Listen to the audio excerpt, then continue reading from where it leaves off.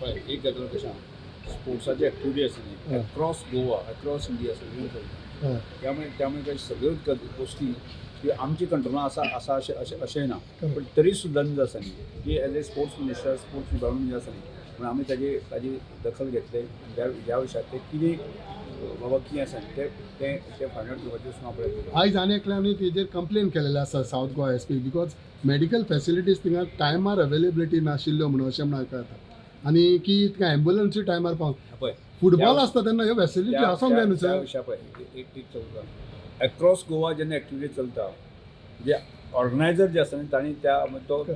तो इव्हेंट केलो